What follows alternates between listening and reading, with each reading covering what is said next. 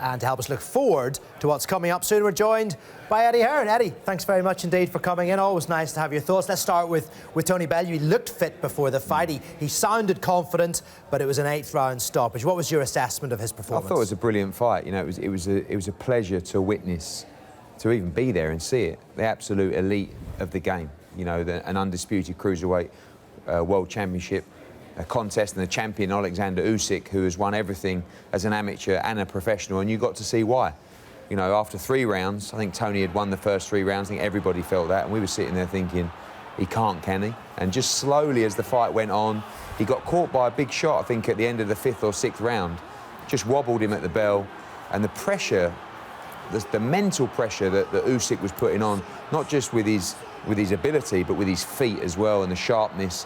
I think Tony just got caught. He just decided that he had to start taking some chances, got sloppy, and you can see the result of that. You know, devastating left hand from Usyk, and you know, a disappointing end, but still a happy ending, really, on a wonderful career, and a guy that has really given everything to the sport, and that has gone out at the very, very top end of the sport and has taken the biggest challenges. And I think fans respect that, because everybody wants the fighters to be in the biggest fights possible.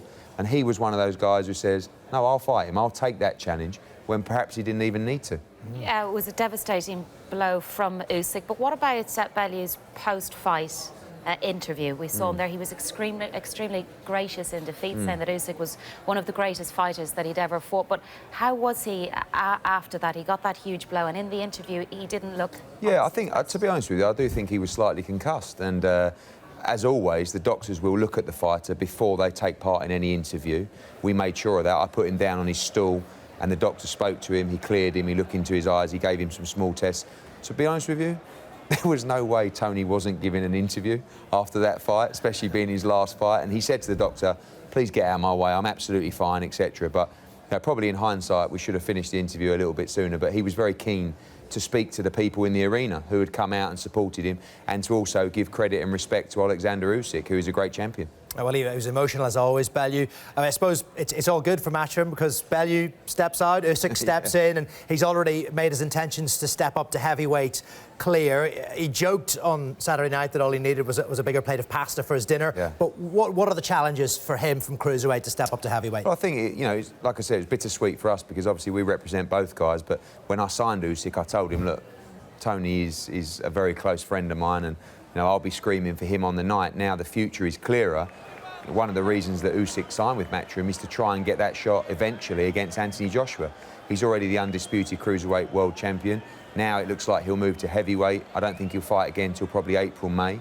But he looks at all of those guys, Whyte, Chisora, Jarrell Miller, Alexander Povetkin, Joseph Parker, all the guys that we work with as well. And that's the kind of level that he wants to dive straight in at heavyweight. I think he knows he needs 1, probably 2, before he gets in the ring with Joshua.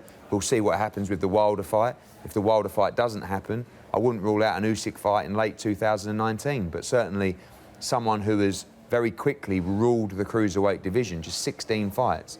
And I think when you look at Usyk's achievements, you know, he went to America to fight a champion over there. He went to Poland to fight Glowacki.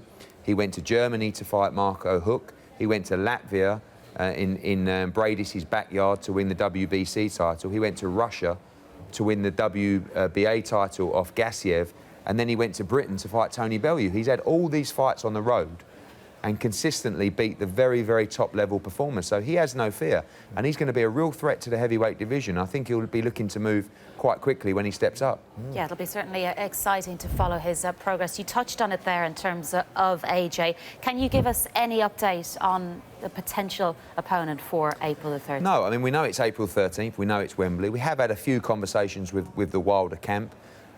We just want to try and make some progress before December 1st and that Fury fight, because we know it's not going to be a deal or a conversation that's going to end quickly in those negotiations. So, you know, we're going to have probably a week or 2 weeks after December 1st to try and make that fight, if he wins. If he doesn't, then we'll be looking to fight Whyte if he overcomes the Chisora fight. And then if Chisora wins, I don't know what we're going to do.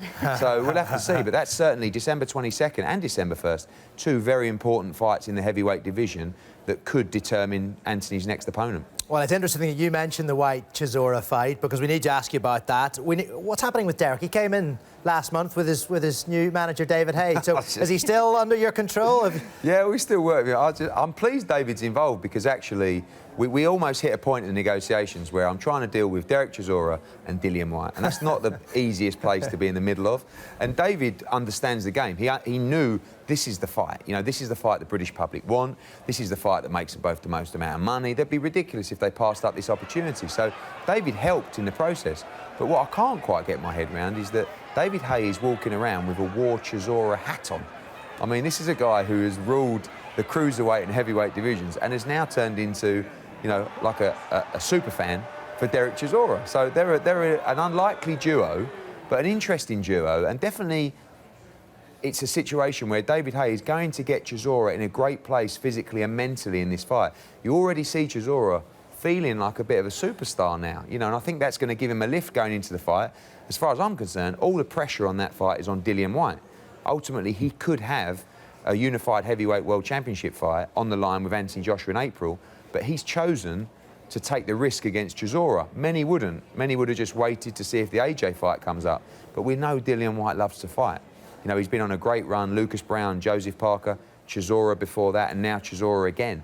So he certainly deserves a shot at the world title, but he wanted this fight. He wanted a second classic with Chisora, and if the second one is anything like the first one, we're all in for a huge treat. Well, you know the boxing as well. Let's have a prediction from you. Who do you think will come out on top? I don't think it'll go 12 rounds this time. I honestly think that first fight was one of the best heavyweight fights I've ever seen live, ever seen full stop.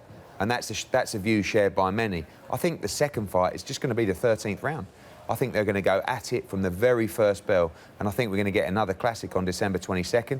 I think Chisora, his win against Takam was incredible. I thought his career might be over after that loss in Monte Carlo. He's come back. Dillian is getting better and better. The 12th round was a little bit hairy against Joseph Parker, but I truly believe they're just going to go at it from the first bell. But I do think Dillian Whyte is the favourite going into this fight. It's one to look forward to, isn't it? OK, well, it's a great position. British boxing's in, heavyweight boxing's in. We thank you very much for your time, as always, Eddie. Cheers.